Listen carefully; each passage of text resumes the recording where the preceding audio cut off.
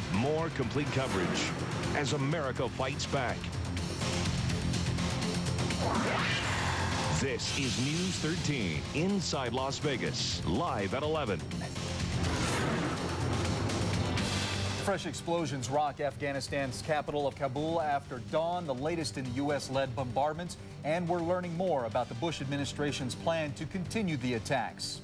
Now, we're getting late word tonight that jets bombed the stronghold of Afghanistan's ruling Taliban militia just hours after dawn Tuesday. Good evening, everyone. I'm Shawn Boyd. Ken is off tonight. And I'm Cathy. Here's the very latest as America fights back. It's about noontime on Tuesday in Afghanistan right now. Monday night, doctors say 4 Afghan United Nations workers were killed when bombs were dropped. President Bush decided as early as Tuesday of last week to launch the weekend attacks. And a Pakistani news agency with ties to the Taliban says the airport in Kabul and a TV tower have been hit. And we're now seeing pictures of the aftermath of this weekend's attacks. Take a look. Video from a satellite television station shows the capital there of Kabul. Al Jazeera television says the pictures show destruction in residential areas.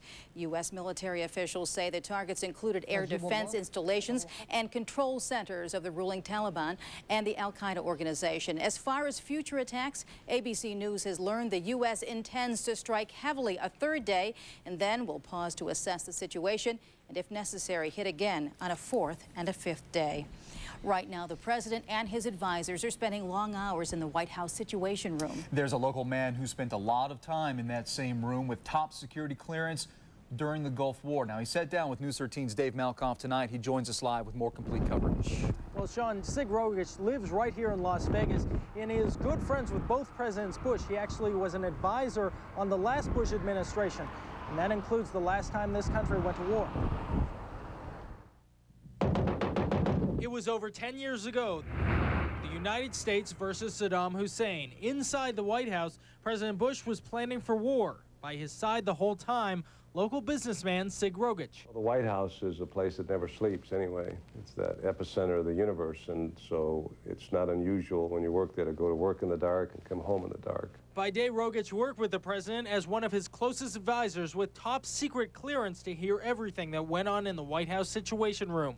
Working with that knowledge, he believes the past few weeks have been intense for the new Bush administration as they plan the new attack. That means a lot of study and thought and process went into this thing. And you just look around the White House, you can't find a better and more advanced team with knowledge than you can there. One of the major differences between the two wars could be this: how much we as Americans know.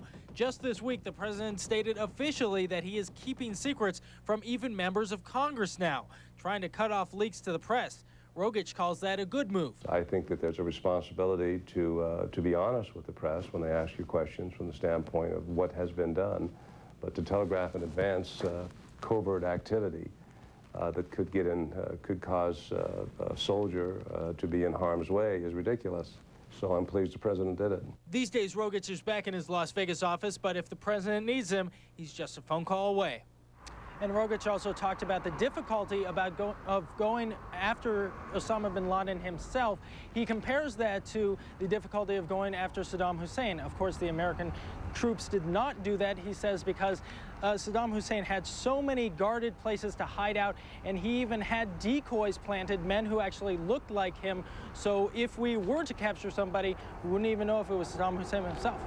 Now, Dave, has he been involved in the latest operations?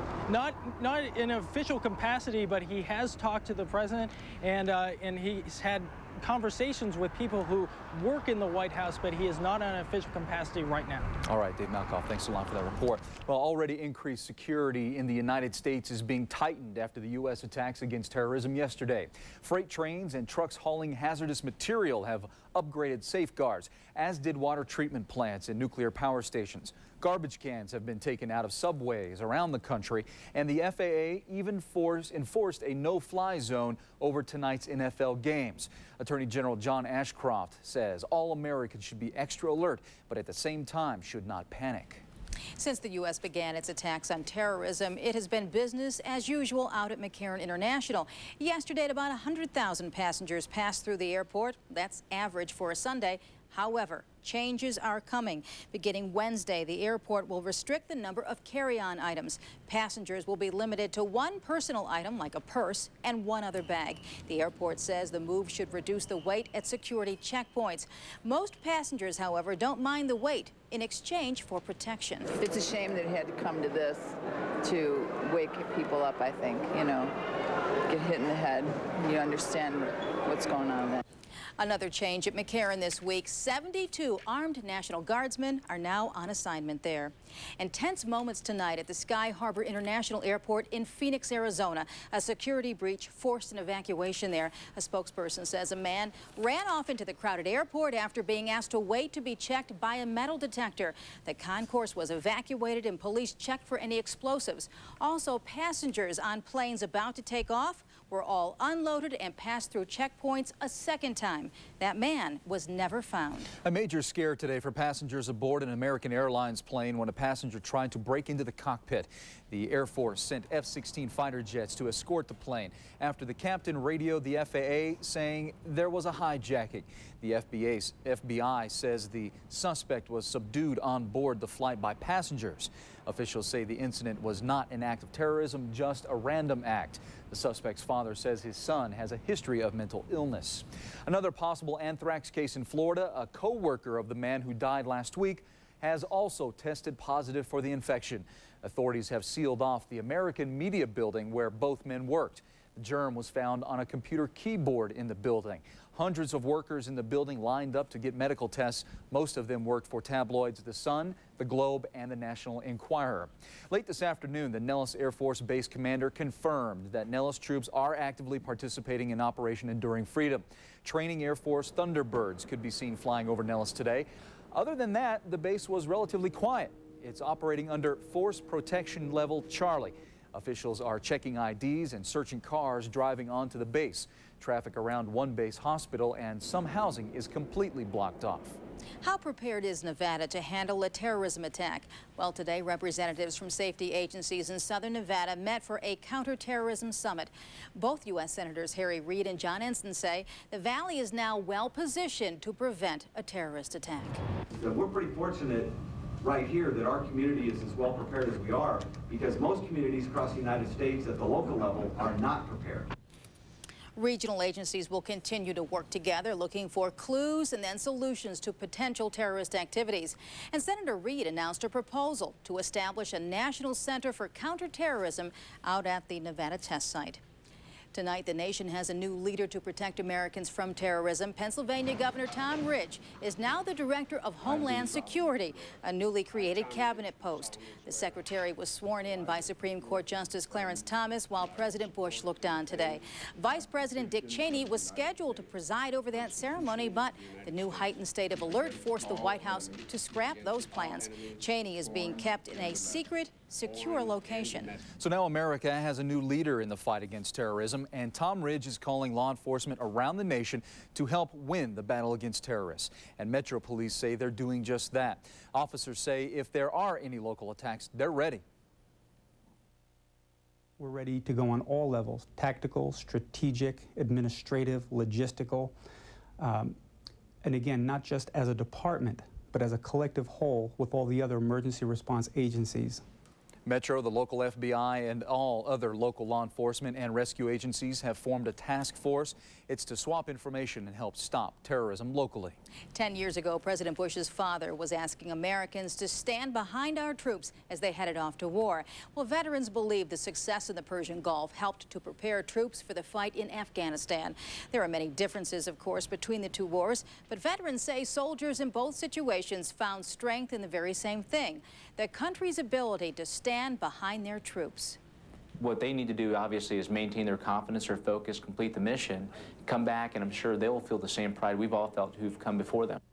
This may be a new kind of war, but the veterans we spoke with believe Americans will see the same outcome: success. Today, the Associated Press released a breakdown of the 195,000 job cuts attributed to last month's attacks. Some of the major layoffs include in the airline industry, which saw almost 100,000 layoffs. Aerospace workers were also hit hard. More than 37,000 workers were laid off. In the travel industry, more than 16,000 people are looking for work. Now, that includes many from hotels and casinos right here in Las Vegas. And about 1,600 people who worked in retail were laid off. Following an economic stumble after the first terrorist attacks, it's possible more troubled financial times could be around the corner for Las Vegas. Local economists are fearful recent military action overseas will drop tourism, a $32 billion a year industry. Occupancy was down nearly 30% after the attacks. City officials are concerned that the fear of the unknown and questions about what will happen next may keep tourists away at the worst possible time.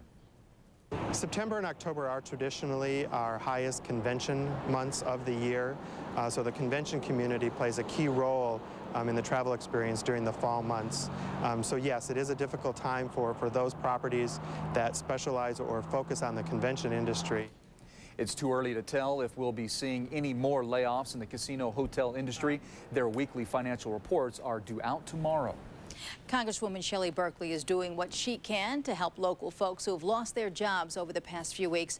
Berkley donated 20% of her congressional salary to laid-off culinary workers after seeing workers vote to voluntarily cut back hours to save jobs. The Democrat says she hopes everyone will do what they can to help the jobless. Want to decide if your new baby is a boy or a girl? Well, now adoption isn't the only way that you can do it. Still ahead from our health team, the new medical procedure that doctors say, if done correctly, works every time. Plus, the events of the past month have people thinking in a new way, and many are preparing their wills. Some advice in a Contact 13 report. Vandals caused thousands of dollars in damage to a local charity. I'm Marc Martinez. I'll have more complete coverage coming up in a live report after this. The News 13 weather line, 248-4800.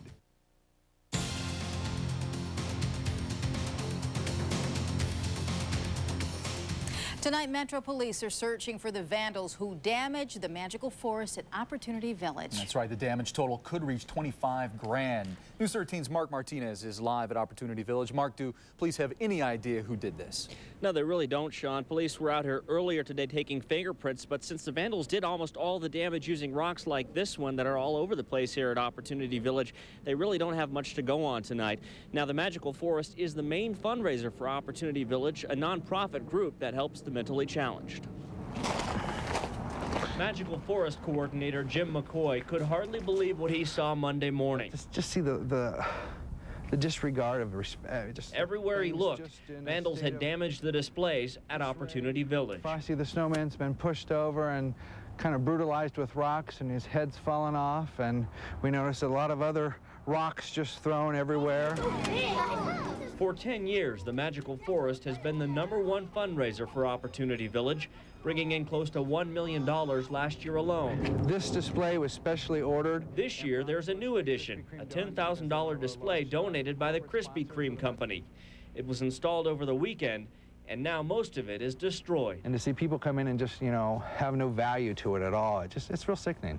This reindeer, named Bambi, was one of the oldest props in the forest and was also targeted by the rock-throwing vandals. We found her laying here with a huge hole in her side. Her ears and her antlers were all busted off, thrown aside. Jim knows there's a lot of work to do to get the Magical Forest back in shape. Concrete work, we've got electrical that's been damaged, we've got all kinds of stucco repair work. But he's determined this act of cruelty won't put an end to a holiday tradition. Opportunity Village workers and volunteers will have to put in longer hours to make sure everything is ready by Thanksgiving Day when the Magical Forest opens. For now, the displays that are meant to be shown off are instead being covered up, an attempt to keep these expensive props from again being targeted by vandals. Now, Opportunity Village right now does not have 24-hour security, but that is something they are looking into after the vandalism over the weekend. This ordeal has put them behind schedule also for their Safe Street. It's a Halloween event they have every year, and also, as we mentioned, for the Magical Forest. So right now they are asking for volunteers to come down here and help them out. Of course, they need all the help they can get in order to get back on track. Yeah, Mark, what a disturbing sight. Now, this isn't the first time Opportunity Village has been hit by vandals. No, it isn't. In fact, in 1997 and also 1998, they were also hit by vandals. but nothing as extensive or expensive as we saw this time. Yeah, it's so disheartening. All right, thanks a lot, Mark. From the health team tonight, there's a new way for parents to decide the sex of their baby. It's called PGD, or pre-implantation genetic diagnosis. Here's how it works. A woman's egg is fertilized in a laboratory with her partner's sperm. It's then tested for gender. If it is what the couple wants, it's implanted in the womb.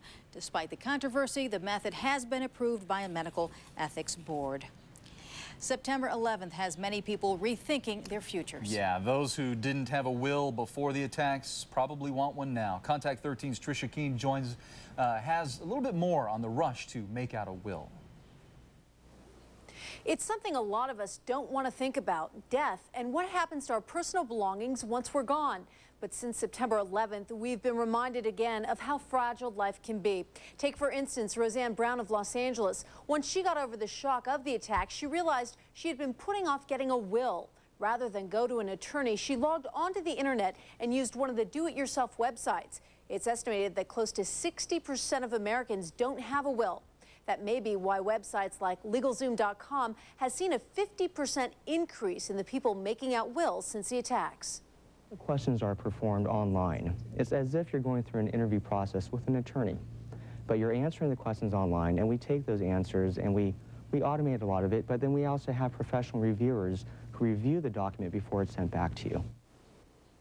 As easy as it is to get a will online, it's important to note that there are times when you should seek the advice of an attorney when making out a will. And remember, every case is different, and sometimes it's worth spending the extra money. Well, speaking of where to get more bang for your buck when it comes to gambling, a panel of Las Vegas gambling experts have compiled a list of the best and worst casinos. They rated them on slot clubs, comps, payouts, and customer service during last week's Global Gaming Expo. Now, the best Las Vegas casinos, according to the panel, Coast Resorts and MGM Mirage casinos. The worst cited by the panel, the off-strip Rio Hotel and Casino and downtown's Binion's Horseshoe Hotel and Casino. We'll talk about a Best Buy. Southwest Airlines has just announced a nationwide Las Vegas sale. Packages must be booked at least 4 business days in advance and purchased by October 31st. But the catch is you have to travel during November 1st through the 10th, November 26th through December 22nd, and January 5th through the 11th. And just a reminder, if you have a consumer complaint, you can call the Contact 13 hotline. Our volunteers take calls Monday through Friday from 11 to 1. The phone number is 368-2255. That's 368-2255. You can also call the hotline if you'd like to become a volunteer. For Contact 13, I'm Tricia Kean.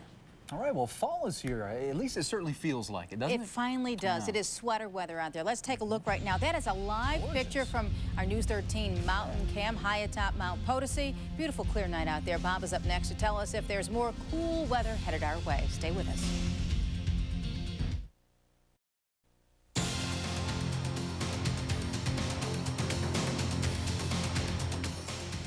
Well, we have some traffic problems to tell you about. This backup is because of the ongoing bridge construction on I-15 at Sahara. This is a live look at I-15 right there. Pretty snarled. Traffic is down to 1 lane in that area, and cars are backed up to at least DI, Desert Inn, so steer clear of the area if possible. Wouldn't want to be in that mess right now. I'm taking secondary roads home tonight. Yeah, that's for sure. That's for sure. Well, at least it's a pleasant night. If you have to be stuck in your car anywhere, at least it's not raining and... No, none of that. I'll tell you, but we have snow to talk about in the western region. Snow to talk about. Sure. 3 to 6 inches of that in parts of the Wasatch. If you're wondering where that is, try areas of the Salt Lake area, just north of that tonight, actually, and up in parts of the Idaho mountains. That includes parts of the Wasatch. We'll show you that in just a few moments, but right now here, not snow-like weather. Instead, we have fall-like weather. Partly cloudy conditions, 33% humidity, and a south breeze 8 miles per hour. And at times, the winds pick up close to 15 to 20 miles per hour. We get occasional gust. 73 is not bad with a steady barometer. But how about Hurricane Iris over land now, just south of Belize, Category 4 hurricane. It will weaken, and it'll continue a westward movement, and it probably re-strengthen again. The winds right now, let me back over this way, 138 miles per hour with gusts of 166. That is a mighty hurricane, let me tell you, moving west at 21 miles per hour. Plenty of rain and certainly wind damage. We'll get more, I'm sure, on some video updates coming up tomorrow here on News 13. Here's a better view of that, and you can see the direction it's going to take. More of a western turn, and it weakens over the mountains, and then it re-strengthens again over the Pacific. Now, this is what we're looking at, a cold front. Yeah, there is cold air over here in snow 8,200 feet high in the Wasatch. There's a snow advisory in this area. These mountains are quite high indeed, of course, 3 to 6 inches of snow associated with it. Certainly a strong southwesterly flow, and all the moisture is up in the Great Basin. Nothing here. We'll see some clearing within the next hour or so, but a cool front by the time it makes it down in our area, and that will change our temperatures. Today, we only got up to 86 degrees after having 60 this morning. It's about normal for this time of year. Henderson checking in under partly cloudy skies with 80. Look at these 70s now at this hour, feeling comfortable at Nellis, upper 70s. Same over in parts of North Las Vegas. We have 72 degrees, and over in Summerlin, a 75-degree reading. And so temperatures overall looking quite comfortable. National Weather Service, 74 degrees. So overall, we're looking at this at Lake Mead tonight. Clouds dissipating. Look for a low temperature of 63 with southwest breeze. North breeze tomorrow, 87. That is significant. Notice a wind direction coming from the north. 59 for a high, so it's going to feel chillier up at Mount Charleston. Tomorrow morning you wake up about the same as it was this morning. Southwest breeze until that front makes its way through, but by the afternoon we have a northeast breeze at 20. That will be a cooler breeze indeed. Expect very little changes during the week, but Wednesday look for only a high of 79. Oh, nice change. It is fall. All right, Bob, thank you very much. Well, the Lions, if you watched it at all, had a pretty tough time containing the Rams tonight. Yeah, I would say the Rams headbutted them repeatedly throughout the night. Running his highlights from tonight's Monday night matchup coming up next on News 13 at 11. We still cry and shake our fist and ask God why he'd suffer this. When the dust clears, the faithful still pray. We're still here to try one more day. When the dust clears, we're good that way. Sports with Ron Futrell, brought to you by the Desert Automotive Group and their 11 dealerships. Now, more complete coverage continues with Ron Futrell and News 13 Sports. All right, this is not one of those premier Monday night matchups. The St. Louis Rams playing in Detroit against the Lions. Final season for the Lions in the Pontiac Silverdome. Maybe that's the reason they scheduled this game on Monday night. Can't think of another reason. Rams score early and often. Kurt Warner to Oz Hakeem. That's a 7-0 lead for St. Louis. As for the Lions, they have one offensive threat in the first half, and Ty Detmer throws it to Dre Bly. Hey, he returns it for, is there an echo in here? There was an echo. He returns it for a touchdown. Rams win 35-0, and Warner fires 3 touchdowns. I think we're playing very efficient football on both sides of the ball, and that's what's exciting, is that it's not just one facet, it's not just one group. We're playing very efficient on offense. Our defense is very efficient, obviously, with a huge shutout today. All right, it's a slow night in sports, so I'm going to tell you that nearly 5,000 runners competed in the St. George Marathon over the weekend. It was the 25th St. George Marathon, but that's not the reason I'm talking about this tonight, okay? This is one of those stories on TV that we do about ourselves sometimes. 26.2 miles is the distance of a marathon. Whew, and this is me at the scene of the crime. Less than 5 minutes after I crossed the finish line, I finished in... You're walking. I'm barely walking. I finished in 3,045th place. But it was my first marathon. I did it in 40 hours. Is that blood on your That's blood. That's a lost toe nail as well, my left big toe. I actually feel pretty good about the time. I have sore legs tonight still, but I ran the entire 26.2 miles without stopping. That was one of my goals. That's great. That is great. I didn't run real fast, average about a 10-minute mile, but I kept going. Let me see, you have a medal. You brought your medal in with you. Yes, it's a marble medal is what it is, but from the St. George Marathon. So that's very nice. You know, that really, I know you trained for this. You did train, you worked up to it, and you did a great job. I'm proud of you that you got out there and you did that. I mean, I had to do a little over 4 miles this weekend walking, and I could barely make it to the finish line. I did it in 4 hours and 40 minutes, and I was happy with that time. This was my first marathon. Yeah. Which means there's going to be more. Good for you. So watch out. Congratulations. We'll see. And you came walking across. If my feet heal. Yeah. I actually sprinted as much as I can sprint across the finish line. Awesome. All right, well, we have a final look at your morning weather conditions coming up. Stay with us. Well, you can wear your jacket tomorrow when the kids go off to school. Light, cool breeze, 61 degrees with mostly sunny skies. Okay, Bob, thanks so much. That does it for this of News 13 at 11. Thank you so much for joining us. Look at that. Here you go. Why don't you put it on? Proud guy. I want to see your toe. Oh, it's bad. It's ugly. Bye-bye. Good night.